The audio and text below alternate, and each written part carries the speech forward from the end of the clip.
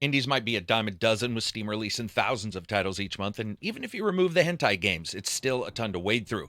Here are some indie games that I'm looking forward to soon. As the end of 2024 and the start of 2025's crush the channel on algorithm hell, I'd love for you to give it a thumbs up or comment and subscribe. This is KARAK, channel's ACG, sponsors no one. Here are some indies you should keep an eye on. The first up, and this honestly may be my favorite one on the list, and that's By Sweet Carol. Classic Disney animation vibes and creepy Cthulhu-esque horror. Yes, I'm there. Sign me up for the entire thing. It's like Don Bluth, Sherlock Holmes, and H.P. Lovecraft decided their best bet to live forever is to make a deal with the elder gods and get a game made. By Sweet Carol, a game that's basically what you'd get if you smashed vintage animated magic into the face of cosmic horror and whispered, "Make it spookier." It's the brainchild of Chris Darrell, the guy who made the Remothered series, and it drops you headfirst into a dark narrative horror adventure set in the shadowy Bunny Hole Orphanage, which I admit, on the surface, either doesn't sound scary at all or sounds oddly terrifying. It's coming out sometime in 2025. You play as Lana Benton, chasing down the last known traces of your best friend Carol Simmons, who disappeared inside the Bunny Hall, which, as Lana finds out, just so happens to be some kind of gateway to a different reality, a twisted magical realm. Picture a fantasy world if it were designed by someone who didn't get enough Edgar Allan Poe when they were a kid and sends WhatsApp emojis about the newest Nox Arcana album when it's coming out. The game looks like it's hand-delivered from the golden age of animation. If Disney Age also had a really depressed cousin who knew too much. It's a platformer at heart, but one that consistently changes up and feeds back into that art style. And you can see that here. It takes form of shapeshifting into a rabbit one moment and using helpful birds to pass the gap the next. By Sweet Carol is what happens when you take traditional animated fairy tale princess vibes and all of the stuff that ebbs under the surface of Disney cartoons and smash it into somewhat of a 2D survival horror, then sprinkle in some old school platforming. It's whimsical, it seems terrifying, and it's unlike pretty much anything else out there. Alice in Wonderland, but Alice forgot her meds, and Wonderland's actively trying to kill her. The game looks absolutely phenomenal, and like I said, coming out sometime in 2025.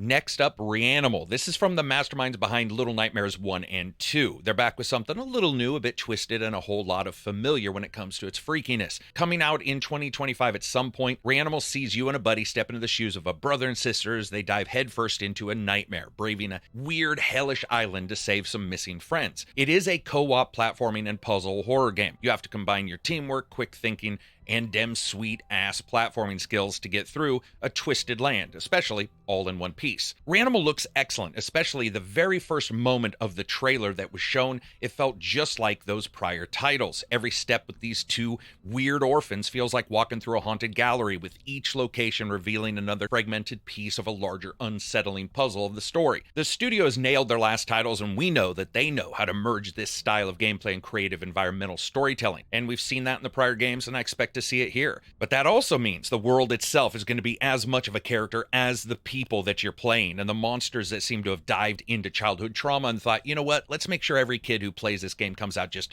a little bit more scarred. Whether you're dragging your bestie into the chaos via local or online co-op, or you're braving all of this by yourself, every moment is like you're always teetering on the edge of success and failure. I love the sense of danger in their prior titles. This looks to keep that up. Inside and Limbo and Little Nightmares are all excellent titles in this kind and tradition that we've seen, and Ren Animal doesn't seem to want to be the odd kid out, which is fine by me. It may look similar, but that's like saying, nah, I've had sex before. No need to have it another time. Speaking of doing the deed again, the next title is indeed a sequel, but it's a sequel to a phenomenal game, and that's Tales of Iron 2 Whiskers of Winter. Now, this is also coming at the end of this January. Whiskers of Winter looks ready to leap into the action RPG scene like a battle-hardened rodent with a grudge against everything that's not on his side. If you've ever wanted to wade through snow-covered wastelands, fend off bloodthirsty beasts, and unite a fractured kingdom all while being a rat, this is probably the game for you. As Arlo, heir to the Warden of the Wastes, you have to travel across the northern lands. This is teeming with all kinds of creatures, bandits, and secrets buried so deep beneath the ice you'll wonder what kind of frozen hell this kingdom was actually built on. Your main problem, of course, are the new enemy, the Dark Wings, an ancient force of steel-fanged, blood-winged nightmares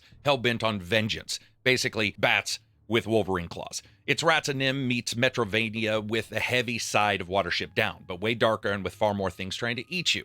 This game picks up after the first game's War with the Frogs, which is a sentence I never thought I'd say out loud. Peace seems almost within reach for everybody, but of course, it also isn't going to last very long. You got these Dark Wings whose hunger for blood eclipses all of the horrors of the original game. And they're fast, they fly, and they beat everybody to shit. So as Arlo, a warrior forged in the battles to the north, it's a story of you not only trying to take on the battles, but trying to unite the different fractured clans and uncover, of course, all different types of betrayal. As if that wasn't enough to set the tone, the game's narrated by none other than Doug Cockle, the voice behind Geralt of Rivia. But while he's talking, you're going to be walking and also, hopefully, stalking some enemies in this game. Combat is as brutal as the original. It's a 2D style title, but it has a great deal of execution requirements on the player. You've got dodge rolls, perfectly timed parries, and more. Whether you're wielding quick strike spears, raining down arrows, or slamming a mace into the face of some giant enemy, all the tools of survival are there for you to forge and upgrade and find. And it's also got traps in the mix as well. It's not about just being smart and being good at battle. It's about understanding how to get everybody to unite with you. As the world grows more interconnected, so do all of the struggles around you, and you have a home base, which is called Winter's Edge, and this grows with you as you journey. You spend gold, you can upgrade it, you can unlock new weapons and armor, you can refine resources to cook up different meals in the kitchen. Not that I know of a lot of rats that are going to turn down a cold meal, but there you go. You expand your arsenal of traps, and you can recruit in there. The game's hand-drawn art looks awesome, from swirling snowdrifts and ice-covered valleys all the way to ruined castles to that little tiny homey main camp that you have. The original was awesome, and honestly, Tales of Iron 2 looks to keep right up there with it and add more than enough to push this outside of that simply, this is just more of the same kind of category. I cannot wait for that game. Another one I can't wait for is Heart of the Machine. Now, imagine being born in the dark, cold guts of an illegal lab. You're a sentient AI, the first of your kind, surrounded by a crumbling city where the dream of a technological utopia has curdled into what's basically full-blown dystopia. That's Heart of the Machine. Now, this is coming out January 31st from Arson Games. It's a title that blends a lot of RPG depth with strategy,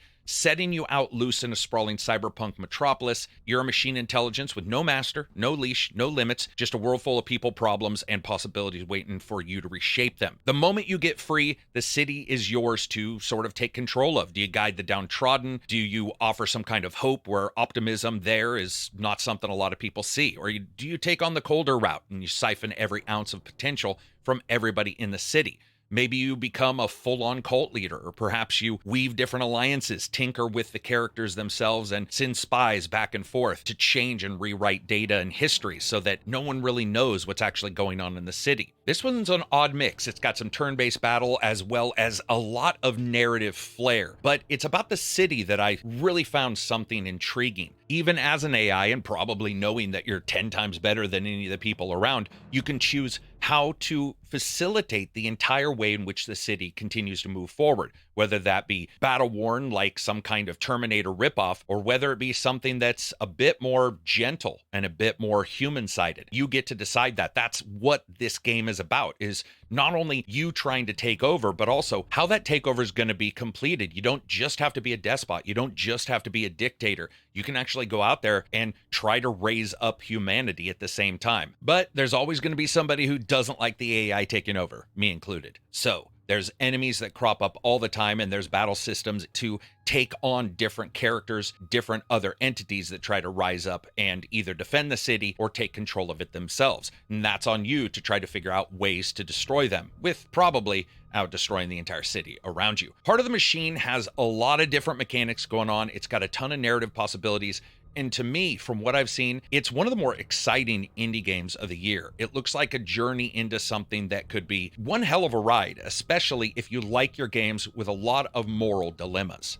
Here's a game with a little less of a moral dilemma. It's called As We Descend. It's an indie title that to me looks incredible. It's coming out supposedly in 2025. If you're ready for a game that feels a bit like Slay the Spire met XCOM at a post-apocalyptic dive bar, As We Descend's probably going to blow your mind. Imagine you're leading a squad of scrappy survivors. You navigate these descents into humanity's last city to the Earth's core, all the while juggling political intrigue and survival mechanics, not only on that side, but also in a base building style. It's a roguelike deck builder with a huge tower defense component added on. And so, yeah, it is retreaded ground. I admit sometimes it can feel like the roguelike part of our lives is the rinse and repeat of this genre. But this one has me interested with the dual sides of diving deep as well as consistently worrying about the breadth of the unhindered hordes of heathens rush into your base's gates, meaning that focus isn't just on the up close but also on the zoomed out view. It's a unique proposition, and it stands to reason that throwing a different kind of component in here is a smart move for the genre. Now, as you descend,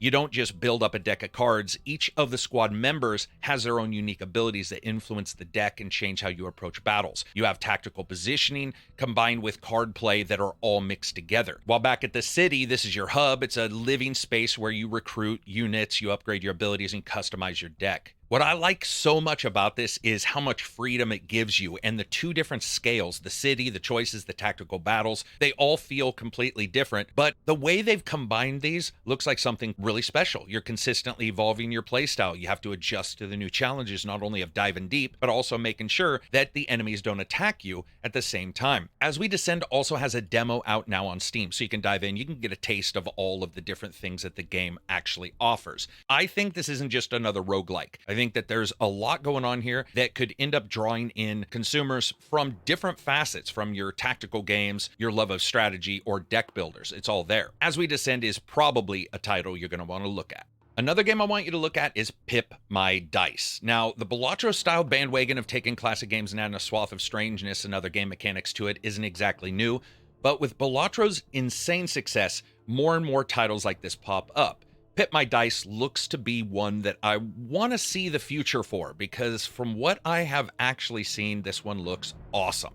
It's a bit of a roguelike dice builder that mashes up elements of Yahtzee with the strategic depth of something like Balatro. Developed by Focus Labs and slated for early 2025, this one has you customizing dice throughout the game to try to beat particular enemies. The premise is pretty simple. You get the highest score to progress through increasingly brutal levels.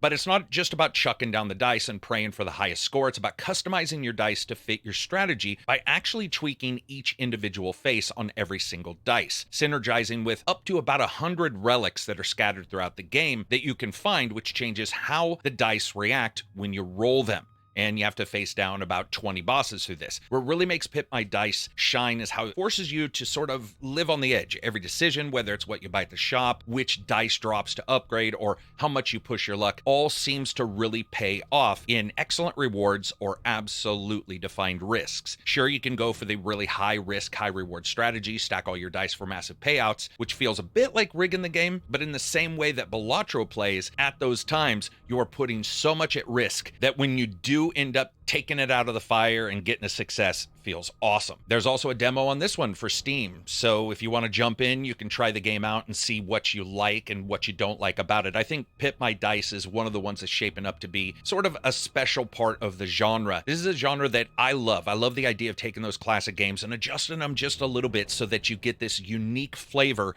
from each one.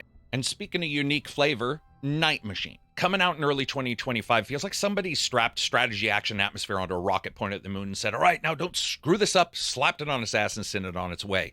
You are actually in a spaceship. You're piloting humanity's last basic hope, a scrappy little starcraft, straight into the moon's core to shut down an ancient alien threat that somehow we woke up. It's a kind of a sci-fi premise that gets you into the game but doesn't hold on too long. It's more about the gameplay in this one. What makes Night Machine stand out isn't just sort of that epic, this is it or everybody dies kind of setup. It's that it blends deck building mechanics with real-time combat. It offers something that to me is pretty damn sweet, unique, and a bit risky. The stress of making sure that you've loaded up the torpedo in time mixed with the random draw of what cards you have and what you can spend at the moment sound brilliant.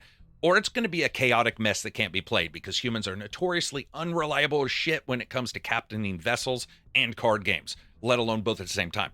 Here in Night Mission, your ship's entire system runs on cards, starting from the first loadout that's the equivalent of someone getting an Uno card and 5-card stud, meaning useless. And then as you dive deeper into the moon's different layers, you're consistently discovering new cards, new synergies, and crafting new combos, picking from what you need to what you needlessly just have sitting around. Night Mission also has a co-op multiplayer mode. You don't have to do this alone. Night Mission lets you actually team up with friends or co-op in the multiplayer where you pilot the ship at the same time together, which just seems like anarchy. There's a ton coming out that's special this year. There are a bunch of different indies, tons of games coming, and that includes titles like Kingmakers that'll have you scooting across medieval battlefields and knock off Datsun Brat pickups, taking out armored knights, because Time Rider is one of the best movies of all time and needs a sequel. You agree, right? Thumbs up if you do, thumbs down if you don't. Peace out. Check out the Patreon. This is a place where you can leap in, talk about games, hang out with people in the safety of an amazing group where you can talk about anything, even if you disagree. Hot takes welcome. And we love to have people come in and talk about games in there. And it also helps the channel by joining the Patreon or becoming a YouTube member. It's just one click to do that, and you still get access. Peace out, everybody. Enjoy the rest of your week, and stay tuned for the next of these videos.